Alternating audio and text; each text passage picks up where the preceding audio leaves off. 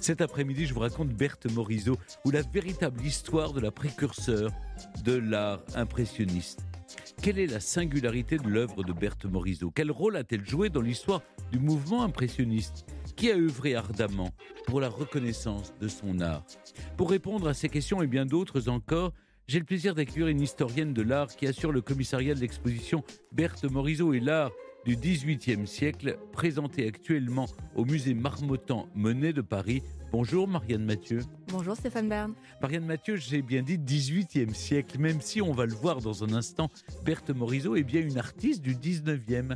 Elle est née en 1841, mais c'est le XVIIIe qui a influencé son art.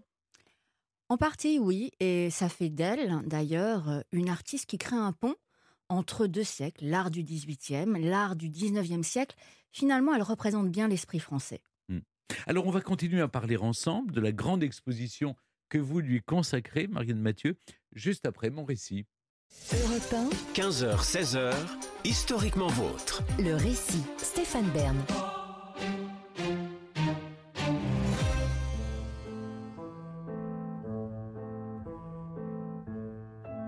Nous sommes le 15 avril 1874 à Paris. Une exposition extraordinaire ouvre ses portes dans les anciens ateliers parisiens du photographe Félix Tournachon, dit Nadar. Ce jour-là, au 35 boulevard des Capucines, une bande d'artistes d'insoumis, unis par le même attrait pour la peinture nouvelle et la même lassitude des codes académiques, ont décidé de s'unir pour exposer leurs œuvres ensemble. 165 tableaux signés par 30 noms de l'art moderne sont répartis sur les 2 étages du bâtiment dans une mise en scène bien différente de celle à laquelle le public des salons officiels était jusqu'alors habitué. Ici, les toiles ne sont pas collées les unes aux autres, couvrant les murs du sol au plafond, mais espacées de manière à être davantage mises en valeur. La plupart des œuvres sont aussi de format bien plus petit que d'ordinaire, ce qui ne manque pas de surprendre les nombreux curieux venus visiter l'exposition. Dès l'inauguration, les Parisiens s'esclavent devant les couleurs criardes de ces peintures minuscules. Mais allons bon, où sont passés les tons convenables, les fresques grandioses et les références historiques ? Le spectateur se rit du caractère anecdotique des sujets proposés, des paysages, des scènes de la vie quotidienne, voire même de la vie intime, à l'image de cette mère délicatement penchée sur le berceau de sa fille, exposée dans la salle du 2e étage. Et que penser de cette nouvelle technique de peinture par petites touches qui n'évoquent à leurs yeux que du gribouillage ? Tous les visiteurs amusés repartent avec la même impression. Ces gens-là qui se prétendent peintres ne sont pas plus doués que des enfants. Les 7 effrontés à l'origine de cet événement se nomment pourtant, excusez du peu, Claude Monet, Edgar Degas, Camille Pissarro, Alfred Sisley, Auguste Renoir, Henri Roire et Berthe Morisot. Celle qui nous intéresse aujourd'hui. Ensemble, ils ont créé voilà quelques mois la Société anonyme coopérative des artistes peintres, sculpteurs et graveurs. Mais ils ne connaissent hélas pour le moment aucun succès. Dans un article publié le 25 avril 1874, le critique d'art Louis Leroy les traitera même avec mépris d'impressionnistes en moquant le tableau « Impression soleil levant » de Claude Monet. Le nom est resté. Parmi ces esprits dissidents, Berthe Morisot est sans doute la plus audacieuse, car elle est, vous l'aurez noté, la seule femme à exposer chez Nadar au printemps 1874. Malgré les mises en garde de ses proches qui prédisaient un fiasco, l'artiste de 33 ans y présente 2 pastels, 3 aquarelles et 4 peintures à l'huile. L'une d'elles, passée presque inaperçue lors de l'exposition, sera un jour considérée comme un chef-d'œuvre. Peinte en 1872, elle s'intitule « Le berceau ». Et les bonnes fées de la peinture se sont penchées sur celui de Berthe Morisot qui, vous allez le voir, a travaillé dur pour trouver et affirmer son style. À l'origine, rien ne destinait pourtant Berthe Morisot à être artiste. Une femme née en 1841 au sein de la haute bourgeoisie française ne devrait même pas songer à travailler, encore moins à vendre des tableaux. Si Tiburce Morisot, ancien préfet devenu haut fonctionnaire, et sa jeune épouse Marie Cornélie font enseigner le dessin à leurs 3 filles, Yves, Edma et Berthe, c'est uniquement dans l'intention de leur offrir une bonne éducation. Tous 2 sont amateurs d'art. Lui, fils d'un entrepreneur en menuiserie, se rêvait architecte et elle aurait souhaité devenir musicienne. Madame Morisot, chose rare au XIXe siècle, souhaite aussi vivement que ses chères petites s'épanouissent. On raconte que c'est pour offrir un dessin de ses filles à Tiburce Morisot qu'elle les inscrit à leur première leçon de dessin. L'un des professeurs, Joseph Guichard, qui fut l'élève d'Ingres et de Delacroix, a bien tenté de l'avertir. « Avec des natures comme celle de vos filles, écrit-il à Madame Morisot, ce ne sont pas de petits talents d'agrément que mon enseignement leur procurera. Elles deviendront des peintres. Vous rendez-vous bien compte de ce que cela veut dire ? Dans le milieu de la grande bourgeoisie qui est le vôtre, ce sera une révolution, je dirais presque une catastrophe. Êtes-vous bien sûr de ne jamais maudire un jour l'art qui, une fois entré dans cette maison si respectablement paisible, deviendra le seul maître de la destinée de vos enfants ? L'art, en effet, sera à jamais la seule boussole de Berthe Morisot. Après avoir entamé le dessin à 16 ans et demi, elle ne cessera plus de peindre. Auprès de sa sœur d'abord, puis aux côtés d'autres artistes aussi novateurs et entêtés contre vents et marées. Ainsi, pendant plusieurs années, Berthe Morisot est inséparable de sa grande sœur Edma, que certains jugent d'ailleurs plus talentueuse. Ensemble, les deux sœurs copient les chefs-d'œuvre du Louvre, où elles aiment passer du temps sous le regard attentif de leur mère et peignent en plein air, au bord des étangs de Ville-d'Avray, avec le paysagiste Camille Corot. Elles suivent aussi les conseils d'Achille Oudinot et de Charles-François d'Aubigny, deux autres peintres paysagistes, et en 1864, à seulement 23 et 24 ans, expose pour la première fois au salon officiel. Edma et Berthe Morisot peignent aussi ensemble dans l'atelier que leur père leur a fait spécialement construire dans la maison familiale au 16 de la rue Franklin, à Passy. Et c'est côte à côte, finalement, qu'elle rencontre un jour le peintre Henri Fontaine-Latour dans le fourmillement des galeries du Louvre encombrées de chevalets et d'artistes à l'ouvrage.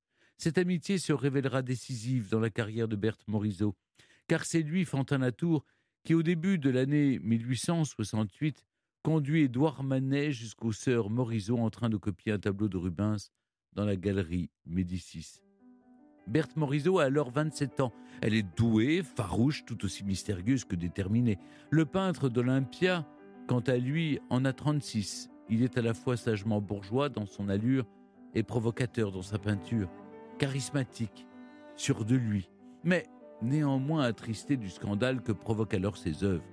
Quand ils se rencontrent, en cet hiver 1868, les deux artistes ignorent ce qu'ils vont mutuellement s'apporter. Édouard Manet, dans une lettre adressée à Fontaine-Latour au mois d'août suivant, ne semble pas avoir pris la mesure du talent de Berthe Morisot, et encore moins de l'influence qu'elle exercera bientôt sur son propre coup de pinceau. « Je suis de votre avis, les deux sœurs Morisot sont charmantes, affirme-t-il. C'est fâcheux qu'elles ne soient pas des hommes. » Si Édouard Manet ne reconnaît pas encore à Berthe Morisot sa qualité de peintre, il ne demeure pas insensible à ses autres charmes. Il lui trouve, je cite, la beauté du diable avec ses cheveux bruns et ses grands yeux verts que lui voit noirs. Et sans tarder, il lui demande de poser pour lui. Berthe Morisot accepte. Au cours du printemps 1869, elle est alors muse plus que peintre. Elle travaille peu, dévastée de voir sa sœur adorée Edma s'en aller et déposer ses pinceaux pour toujours, en devenant Madame Pontillon. La sœur aînée, Yves, s'étant déjà mariée 3 ans plus tôt, il ne reste désormais que Berthe pour tracasser sa mère.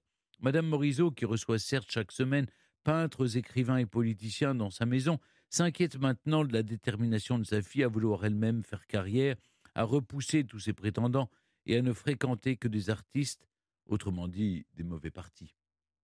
Livrée à elle-même et à son art, Berthe Morisot devient le modèle favori de Manet qui fera en tout 14 portraits d'elle, au premier plan du balcon, puis au repos sur un canapé ou encore coiffée d'un chapeau noir dans sa robe au bouquet de violettes. Des années passées, Berthe Morisot, elle, ne conserve presque aucune de ses toiles. Ses premiers dessins, ses paysages au bord de l'eau des années 60, l'artiste tout à la fois exigeante et passionnée, les détruit presque tous.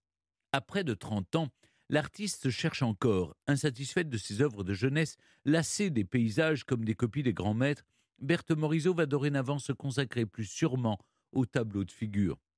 Intense dans tout ce qu'elle entreprend, Berthe doit à son fort caractère d'avoir su persévérer jusqu'au bout dans son art, à l'inverse de sa sœur. En 1870, alors que le Second Empire s'effondre et que les Prussiens encerclent Paris, elle s'irrite de ce contretemps. La politique ne l'intéresse pas, mais cette guerre l'empêche de travailler à sa guise. Berthe Morisot veut peindre coûte que coûte et elle le clame dans une lettre adressée à sa sœur Edma en 1871. « J'espère que tu te mets à ma place, lui écrit-elle, pour comprendre que c'est là le seul but de mon existence et qu'une inaction indéfiniment prolongée me deviendrait funeste à tout point de vue. » Au siège des Prussiens succèdent malheureusement la guerre civile et la Commune.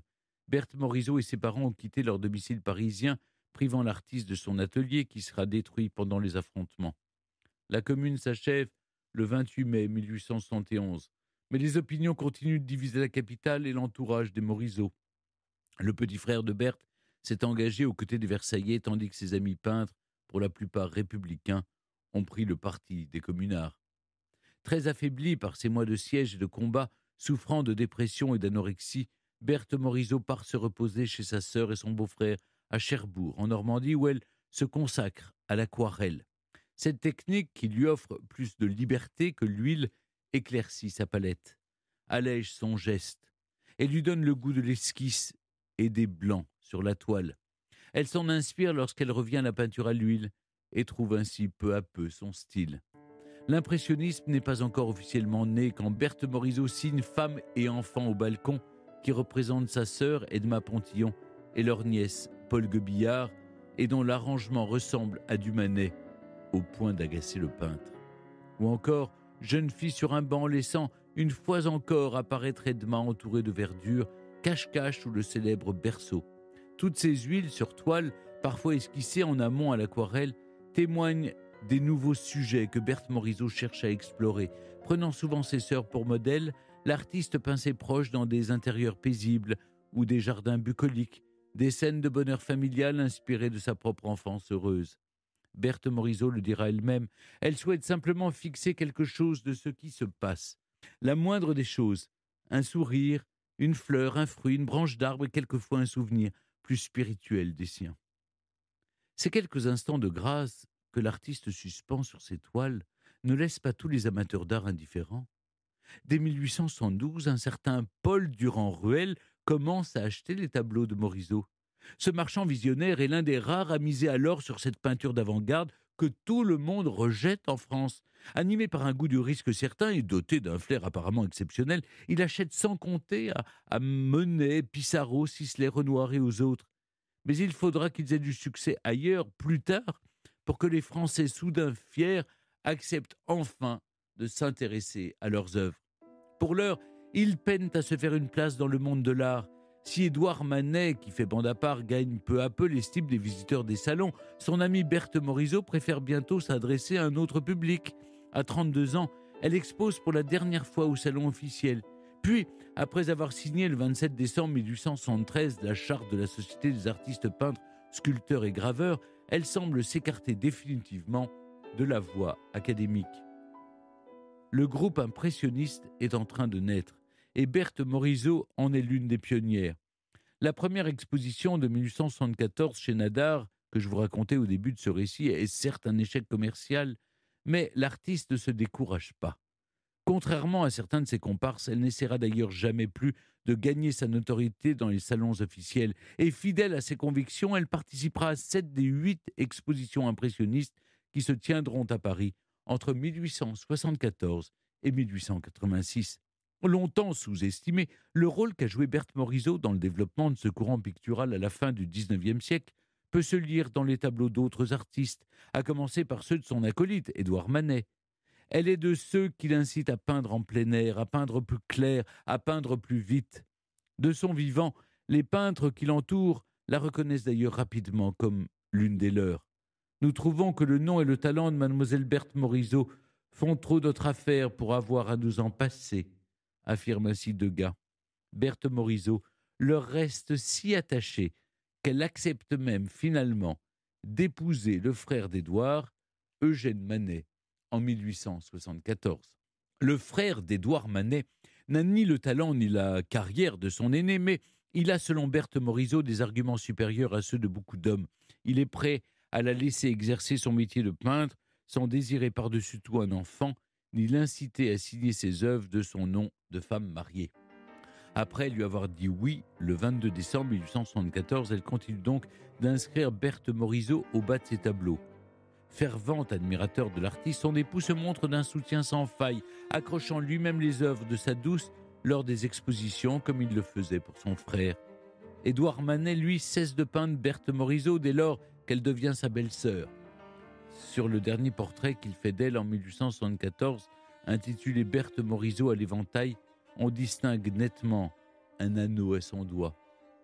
Une autre période s'ouvre alors pour l'artiste de 33 ans, plus sereine, plus sûre sur la toile.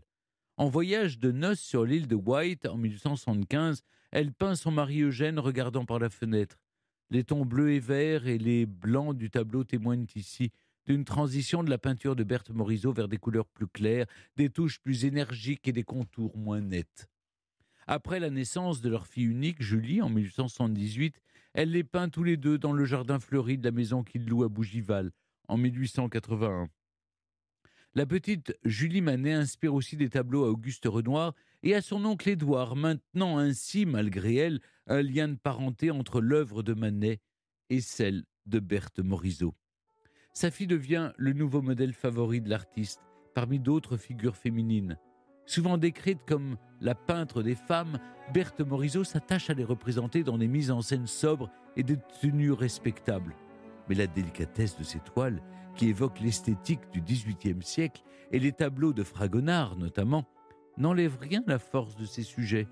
Lorsqu'elle signe par exemple son autoportrait en 1885, à l'âge de 44 ans, elle se représente pinceau à la main, en artiste affirmé et autonome. Par cette ambivalence et ses liens avec les maîtres du siècle précédent, Berthe Morisot se distingue des autres impressionnistes. Elle s'illustre aussi par une façon de peindre proche de l'esquisse, dont l'intensité s'accentue avec le temps. Plus les années passent, plus ses gestes semblent instantanés, rapides. En 1879, par exemple, sur le tableau « Jeune femme en gris étendu », la toile est bien visible. Cette année-là, Berthe Morisot, qui a donné naissance à sa fille, ne participe pas à la 4e exposition des peintres impressionnistes, mais 2 autres femmes joignent leur nom au catalogue pour la première fois, Marie Bracquemond et l'américaine Mary Cassatt. Les sujets de leur peinture, les femmes, les enfants, les jardins, rappellent ceux de Morisot. Marie Cassatt partage aussi avec la précurseuse de l'impressionnisme sa façon de ne pas toujours remplir toute la toile. Dans les dernières années de sa vie, certaines œuvres de Berthe Morisot semblent ainsi inachevées. En 1886, sur le pastel La fillette au jersey bleu, représentant Julie Manet à 6 ans, le décor apparaît presque en transparence, laissant percevoir les traits du dessin à la craie pastel. La peintre a 45 ans lorsqu'elle signe ce tableau. Grâce à ses efforts et à ceux de ses compères, l'impressionnisme est alors en passe d'être enfin reconnu. En même temps que Paris accueille la 8e et dernière exposition du groupe, Paul Durand-Ruel expose en effet près de 300 tableaux des Impressionists of Paris, en anglais oui, puisque nous sommes aux États-Unis, à New York plus précisément. En 1886, l'art de Berthe Morisot, de Renoir, Pissarro, Degas ou Sisley traverse ainsi l'Atlantique. Et c'est là-bas, à plusieurs milliers de kilomètres de Paris, qu'ils obtiennent enfin le succès qu'ils méritent. L'Europe, après cela, finira par se laisser convaincre.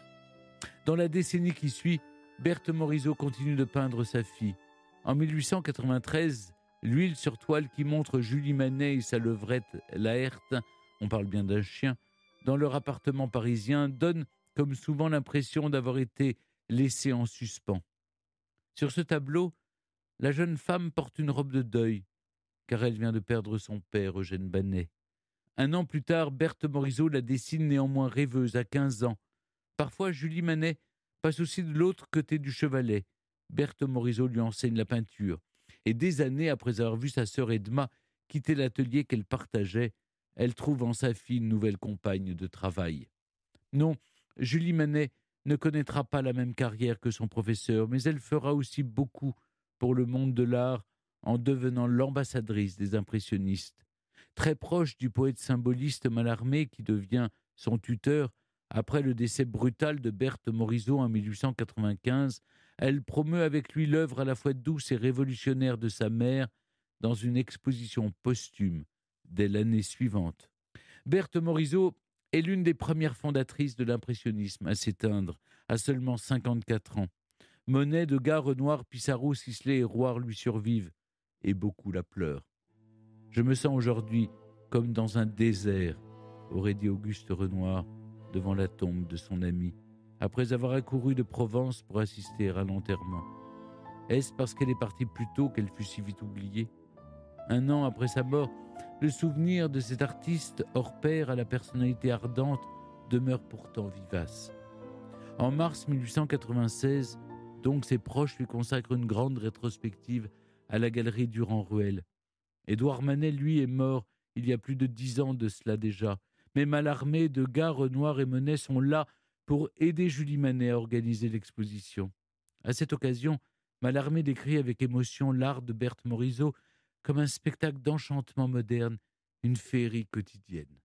Et pourtant, malgré les plus de 500 tableaux que Berthe Morisot laisse derrière elle, son acte de décès indique qu'elle était sans profession. Son statut de femme, malgré lequel elle a réussi à s'imposer de son vivant, l'a ainsi rattrapée à sa mort. Quelques années auparavant, elle écrivait avec assurance « Je ne crois pas qu'il y ait jamais eu un homme traitant une femme d'égal à égal, et c'est tout ce que j'aurais demandé, car je sais que je les vaux. » Et c'est justement parce qu'un Morisot vaut bien un Manet, un Monet, un Pissarro, un Caillebotte, un Renoir, un Sisley ou un Cézanne, que Julie Manet va œuvrer toute sa vie pour faire connaître le travail de sa mère. Héritière de Berthe Morisot et de la famille Manet, elle étoffe peu à peu sa collection de toiles impressionnistes avec son mari Ernest Roire, peintre lui-même et fils d'Henri Roire. Les 2 époux, qui ont grandi dans le même cercle d'artistes, vont faire en sorte de protéger et d'exposer les œuvres de leurs amis impressionnistes au fil des décennies, ainsi que d'autres peintres des XVIIIe et XIXe siècles. Si l'on peut admirer de nos jours les toiles de Berthe Morisot dans les musées de France, et notamment actuellement à Paris, c'est en partie grâce à ce couple de collectionneurs et de mécènes passionnés.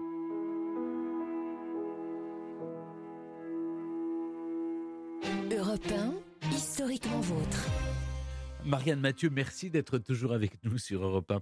J'ai terminé mon récit en parlant du rôle essentiel qu'a eu Julie Manet dans la reconnaissance de l'œuvre de sa mère. Sans elle, Berthe Morisot serait restée dans l'ombre, selon vous, ou est-ce que sa reconnaissance aurait fini par dépasser finalement le cercle des artistes qu'elle fréquentait ? En tout cas, ce qu'on peut dire, c'est qu'effectivement, si Julie a été l'enfant modèle par excellence de l'impressionnisme, le modèle de sa mère, Berthe Morisot, mais aussi celui de Renoir, celui de Degas, Degas a même espéré la peindre, elle est à 16 ans orpheline. Et dès lors, ce groupe des impressionnistes se mobilise autour d'elle et l'engage à défendre l'œuvre de sa mère. Alors vous décriviez cette exposition de 1896 où elle est accompagnée par tous les collègues de sa mère. Eh bien, on se rend compte à ce moment-là que Julie est mineure. Or, pour défendre une œuvre, il faut pouvoir la vendre, il faut pouvoir la faire circuler. Et donc Renoir se saisit de ce problème et que va faire son entourage ? On va l'émanciper. Dès 16 ans, Julie Manet est émancipée pour pouvoir défendre l'œuvre de sa mère, c'est-à-dire la faire circuler, la vendre. Alors c'est l'acte fondateur d'une œuvre, d'un chemin de vie qui sera guidé par la volonté, le désir de faire rentrer dans la lumière Berthe Morisot. Marianne Mathieu, quelques éléments de définition pour poursuivre cet entretien. Berthe Morisot est affiliée au groupe des artistes dits impressionnistes qui, dans la seconde partie du XIXe siècle, ont en commun le rejet des codes de la peinture académique. J'ai expliqué qu'ils se distinguaient par leur sujet, des paysages, des scènes de la vie quotidienne, mais au-delà, qu'est-ce qui définit vraiment leur art ? 3 choses. La première chose, c'est effectivement de vouloir peindre leur temps. La deuxième chose, c'est de vouloir peindre l'instant. Et la troisième chose, c'est de le faire en toute liberté. Et ça donne l'impressionnisme, ça donne un groupe. Alors, peindre son temps, ça fait galvauder aujourd'hui. On se dit, mais c'est d'une évidence, d'une banalité totale. C'est plus compliqué que ça. Revenons à l'époque de Berthe Morisot et de ses contemporains. Au salon, on peint selon des formules. Donc on doit peindre une peinture littéraire, une peinture alambiquée, des thèmes religieux, des thèmes historiques. On doit peindre selon une certaine formule, c'est-à-dire manier le pinceau de telle sorte qu'il disparaisse, ne pas voir les couleurs, les fondre. Tout ça fait quelque chose finalement de très artificiel. Et donc, nos peintres, nos impressionnistes vont dire « moi, je veux peindre le monde tel qu'il est ». Et selon qu'on s'appelle Renoir, selon qu'on s'appelle Monet ou selon qu'on s'appelle Berthe Morisot, on ne va pas voir la même chose. Berthe Morisot verra des femmes, Renoir verra des nus, et, comment dirais-je, Monet verra des paysages. Peindre l'instant, c'est peindre quelque chose de ce qui passe. Monet va peindre cet instant sur le motif, Degas le peindra dans une salle de spectacle, à l'opéra. Berthe Morisot peindra l'instant de sa vie quotidienne. Chacun y donnera une interprétation qui est la sienne en toute sincérité, et c'est cet élément de liberté. La liberté de pouvoir créer une œuvre singulière qui fait qu'aucun d'eux n'accepte d'appartenir à une école, qu'on lui dicte sa manière de faire. D'où, d'ailleurs, leur arrangement avec ce terme impressionniste qui, au départ, est une critique. Vous peignez, vous êtes des impressionnistes parce que votre peinture est imprécise, c'est négatif, mais pour eux, c'est un gage de liberté et donc, ils s'en satisfont. Et au sein de ce groupe des impressionnistes, quelle est la singularité de Berthe Morisot ? Il y a bien les thèmes abordés, la maternité notamment, mais qu'est-ce qui distingue son trait ? Deux choses. D'une part, le fait de faire de l'inachevé la définition, j'allais dire l'âme de sa peinture. Degas le dira, quand il verra Julie Manet plus tard, il lui dira « Vous êtes bien la fille de votre mère, l'ange de l'inachevé ». Quand on voit un tableau de Berthe Morisot, souvent, on voit justement des parties laissées en réserve, la toile brute sur son autoportrait, c'est assez manifeste. On voit que Berthe Morisot a laissé la toile visible. Ça, c'est quelque chose qui la distingue. Alors c'est très très important parce qu'à l'époque, on pense que une toile finie est une toile qui est complètement peinte. Et donc Berthe Morisot, elle redéfinit les cadres. La deuxième chose, et ça c'est très très important, c'est que Berthe Morisot, elle ne va appartenir à aucune des familles de l'impressionnisme. Soit finalement, on est pour la peinture sur le motif, une peinture rapide, une dissolution de la forme, soit on est sur une peinture, j'allais dire plus posée, à la manière dans Degas, où le dessin est plus ferme. Elle ne choisira ni l'une ni l'autre de ses voies, elle les poursuivra, faisant d'elle une des artistes impressionnistes les plus ouvertes d'esprit. Qu'est-ce qu'on sait de l'environnement dans lequel Berthe Morisot a l'habitude de peindre ? On a vu qu'au début, elle installait son chevalet en pleine nature, au bord de l'eau même, mais ensuite... Il y a encore beaucoup de choses à découvrir sur la manière dont Berthe Morisot peignait. On pourrait dire que Berthe Morisot, elle est l'artiste de l'entre-deux. Elle va très rapidement, de manière très imagée, peindre dans une véranda. Et donc, elle est à la fois à l'intérieur et à l'extérieur, et ça définit bien l'artiste qu'elle est. Alors, elle va s'arranger de peindre le monde qui l'entoure, c'est-à-dire peindre sa fille, peindre des modèles professionnels, peindre un bout de jardin qui est celui du bois de Boulogne, à 2 pas de chez elle, c'est une habitante du 16e arrondissement, ou celui de son jardin, de son hôtel particulier. Et Berthe Morisot est quelqu'un qui peignait en société. Elle peint avec sa sœur quand elle est jeune. Berthe Morisot va peindre avec son mari. Et Berthe Morisot va peindre avec sa fille. Et aujourd'hui, on s'aperçoit que tel tableau qui a été peint par Berthe Morisot, eh bien, a été esquissé par son époux. Tel tableau qui a été peint par Berthe Morisot a été esquissé par sa fille. Et donc, ça n'est pas une création dans la solitude. C'est une création qui se fait en société.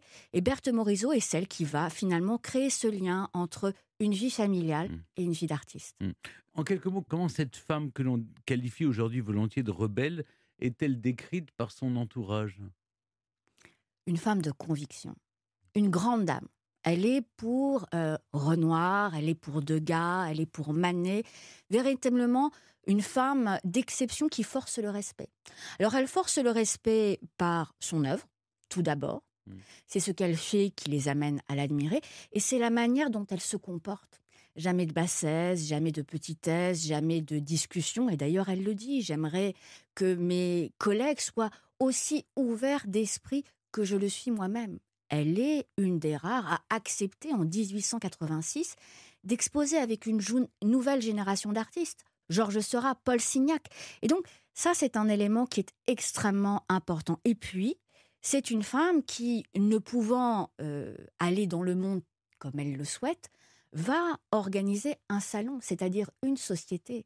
c'est l'artiste impressionniste qui va créer son monde. Et donc, euh, Manet, son beau-frère, Degas, Renoir, Monet, Mallarmé vont être des habitués des soirées de Madame Berthe Morisot. Et donc, Julie Manet va grandir parmi les impressionnistes. C'est d'ailleurs la seule des enfants des impressionnistes qui devient leur mascotte parce qu'ils la fréquentent, parce qu'ils la voient chez Berthe Morisot. Marianne Mathieu, en visitant l'exposition Berthe Morisot et l'art du XVIIIe siècle, on comprend que cet artiste avait un goût du passé prononcé, favorisé notamment par le décor dans lequel elle avait évolué dans sa jeunesse. Vous pouvez nous en dire plus ? En quoi elle était influencée justement par le siècle qui l'avait précédé ? Alors déjà, rien ne se crée, rien ne se perd, tout se transforme, et c'est bien le cas de Berthe Morisot. On disait qu'elle était ce peintre sur le seuil de l'entre-deux. Eh bien, Berthe Morisot, elle est nourrie par ses racines. Et elle va vivre dans un cadre très bourgeois, qui est très proche des codes et d'un art de vivre du XVIIIe siècle qui n'est pas très loin, qui est celui du siècle passé. Et donc la manière dont on va décorer les intérieurs avec des lambris, avec ces moulures qui viennent former les décorations murales, sont un ensemble qui va forger sa manière de voir et son esthétique. Et c'est quelque chose d'absolument profond. Et lorsqu'elle va elle-même créer le décor dans lequel elle va vivre, eh bien, elle va le recréer et créer un intérieur, un atelier-salon qui sera orné des mêmes lambris. Et elle décorera d'ailleurs ce salon-atelier d'une seule toile, signée de sa main, qui est une copie de François Boucher. Et donc, on voit bien que Berthe Morisot eh bien, va décider de s'imprégner de cet art de vivre pour, créer le décor dans lequel elle fera œuvre de peintre. Il faut dire aussi que le XVIIIe siècle est en train d'être réhabilité au moment des années de formation de Berthe Morisot. Il avait été rejeté, évidemment, au moment de la Révolution française et les premières années du XIXe siècle. Mais là, tout d'un coup, on semble le redécouvrir, c'est ça, et de le réhabiliter ? Effectivement, c'est un moment où le XVIIIe siècle revient en odeur de sainteté. Alors, c'est vrai qu'on a du mal à l'imaginer aujourd'hui, mais après la Révolution, on considère que la peinture du XVIIIe siècle, la peinture de Fragonard, la peinture de Boucher, est une peinture volage, est une peinture libertine, et elle est totalement critiquée, totalement censurée. De telle sorte que les peintures disparaissent des cimaises des musées. On n'a pas de tableau de Boucher, de François Boucher, au Louvre avant 1852.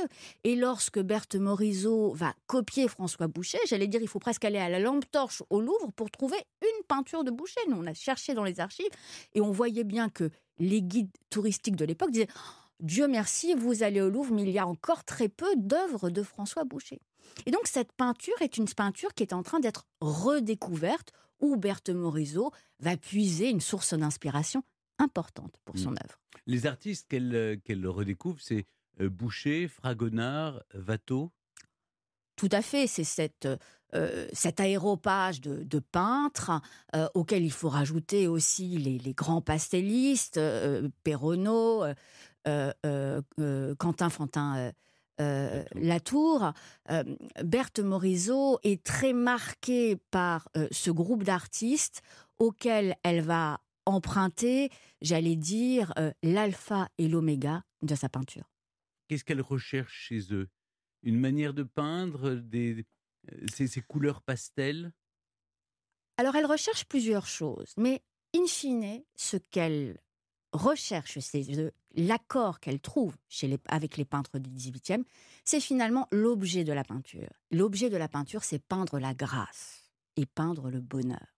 Ça, c'est quelque chose qui la lie fondamentalement à ces peintres du XVIIIe, et notamment Boucher. Boucher qui est l'artiste qui est encore le plus décrié.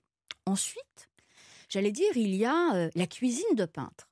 Or, des artistes comme Fragonard, qui peignent de manière extrêmement libre, vont marquer les critiques de Berthe Morisot, et tout le monde va voir une filiation entre les deux. Lorsque Berthe Morisot va découvrir l'œuvre des pastellistes, elle va reconnaître tout le potentiel qu'il y a dans l'emploi de cette poudre, de ce pastel, et elle va l'adapter à sa peinture. Et effectivement, la spontanéité, l'amour de la nature et des couleurs claires, Berthe Morisot partagera cet intérêt avec les maîtres du XVIIIe. Vous parlez d'une filiation entre Berthe Morisot et Fragonard, mais Parlons, Marianne Mathieu, d'un mythe, celui d'une authentique filiation. Comment ce mythe est né ? Alors effectivement, c'est une question qu'on s'est posée puisqu'on dit que Berthe Morisot serait la descendante de Fragonard. Eh bien, c'est le résultat, si vous voulez, d'une déformation du langage. En 1880, les impressionnistes exposent Berthe Morisot et parmi eux, à quelques encablures de là, se déroule une vente aux enchères historique, la vente Valferdin. C'est la grande vente Fragonard. Fragonard, finalement, est redécouvert et considéré comme le maître de la peinture française que nous connaissons aujourd'hui. Les journalistes vont d'un lieu à l'autre et signent leur article dans la foulée. Et donc, dans les mêmes colonnes, ils traitent de la vente Fragonard et de l'exposition des impressionnistes. Ils voient que la peinture de Fragonard est très enlevée, admirent la peinture récente de Berthe Morisot, qui est également très enlevée. Elle est bien la fille spirituelle de Fragonard, disent-ils. Lorsque Berthe Morisot décède en 1895, eh bien, ses amis vont prendre la plume et les premiers critiques vont mentionner que Fragonard est son aïeul. Et partant de là, eh bien, un doute va naître, y compris dans l'esprit de notre petite Julie qui n'a que 16 ans. Elle se dit, mais est-ce qu'il y aurait véritablement une filiation entre notre famille et celle de Fragonard ? Et puis un jour, eh bien, on trouve dans le patrimoine familial de la famille Morisot un portrait qui représente la grand-mère de Berthe Morisot, signé par Fragonard. Alors là, on se dit, mais mon Dieu, il y aurait un lien de parenté. Alors, il a fallu mener une enquête. Il a fallu mener une enquête et nous nous sommes aperçus que tout cela, en fait, était sémantique d'un côté et de l'autre côté était l'histoire justement de ces familles qui avaient un temps été artistes. Et les grands-parents de Berthe Morisot ont œuvré en tant que charpentiers, non loin des grands chantiers qui étaient menés et dans lesquels participait la famille Fragonard, voisins. Ils ont probablement commandé un certain nombre de portraits de famille. Et ces gens qui étaient des amis, comme Berthe Morisot sera l'ami des impressionnistes, eh bien, leurs chemins se croisent sans que pour autant aucune filiation n'ait été attestée. Pour terminer, au sein de l'exposition, je sais que c'est toujours difficile, Marianne Mathieu, de choisir, mais quelle est pour vous la toile qui représente le mieux ce que Berthe Morisot voulait elle-même montrer de sa peinture ? Alors on pourrait dire qu'il s'agit du tableau Paul Gobillard en robe de bal. Alors pourquoi ? Parce que c'est un tableau qui représente sa nièce en buste avec une très jolie robe de bal dans des tonalités blanches et roses, presque un camailleux de monochrome. Pourquoi j'ai choisi cette peinture ? Parce que Berthe Morisot a expressément voulu montrer cette peinture. Elle l'a faite pour une exposition de 1887 à laquelle elle devait participer avec ses collègues impressionnistes. Ensuite, c'est une peinture, lorsqu'on la regarde, qui a l'air d'être brossée en quelques coups de pinceau, comme toujours. Or, lorsqu'on lit la correspondance de Berthe Morisot, on s'aperçoit que c'est une composition qui a été mûrement réfléchie, mûrement travaillée, extrêmement longuement. Berthe Morisot souhaite que lorsqu'on voit sa peinture, on ait l'impression que ça se fait facilement, sans travail. Eh bien, c'est ce que cette peinture nous donne à travers le portrait d'une jeune fille en fleurs.